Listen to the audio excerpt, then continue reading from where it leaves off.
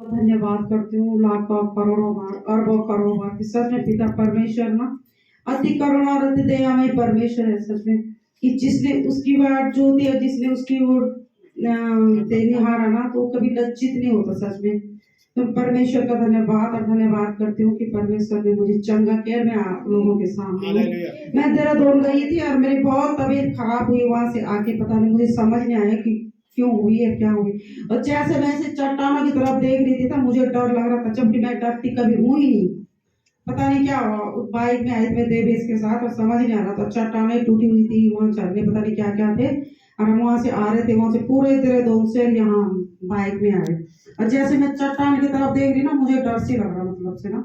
तो परमेश्वर का ये बहुत बहुत धन्यवाद करती हूँ। सच में मैं आज परमेश्वर के भवन में आई 3 हफ्ते बाद और परमेश्वर का धन्यवाद हो कि परमेश्वर ने मुझे चंगाई दी। मेरी इतनी तबीयत खराब हो रखी थी मैं खड़ी नहीं हो पा रही थी और 9 दिन समझ लो 9 दिन तक मैंने खाना नहीं खाया मतलब से सुबह शाम दोपहर में कुछ नहीं। और मेरे बेटा बहू मुझे जैसे जूस और नींबू पानी मिले ही मैं 9 दिन तक। अच्छा डॉक्टर के पास गए तो पूरी रिपोर्ट मतलब नॉर्मल थी 2 बार की मतलब ब्लड जांच ना और कुछ नहीं निकला उसमें भाई बिल्कुल कुछ भी नहीं। और एकदम धक्के लग रहे थे मुझे और बुखार उठ ही नहीं पा रही थी मैं। तो सच में ना जब हम परमेश्वर के वचनों में चलते हैं वास्तव में तो ना दुष्ट में इस तरह से मतलब परेशान करते हैं ना। पर क्यों मैं मेरे मन में विश्वास था और है और रहेगा कि मैंने कहा दुष्ट तू परमेश्वर से बड़ा नहीं तो छोटा है तो कुछ हारा हुआ है। मैं तुझे यीशु मसीह के नाम से लताड़ तुझे जो भी है तो। और मैं लेटे लेटे ऐसी प्रार्थना कर रही थी कि प्रभु तेरी बेटी मतलब तेरे वचनों पे चल रही है तेरे आज्ञाओं को मानती है ऐसा क्या हो गया मतलब मेरे साथ ना। और सोनू भी प्रार्थना कर रहे थे और नैना भी सब हम है और मैं लेटे लेटे प्रार्थना कर रही थी। मतलब इतनी तबीयत खराब थी मेरी कि मैं मतलब प्रार्थना मतलब बैठ के नहीं कर पा रही थी मतलब। अब ऐसे मतलब मैं रो रही थी और प्रार्थना कर रही थी कि प्रभु जो भी है दुष्ट आत्मा जो भी है पिता परमेश्वर मुझे आज सपने में दिखा दे कि ना अपनी पवित्र आग से इसे भस्म कर दे पिता परमेश्वर मसीह जी।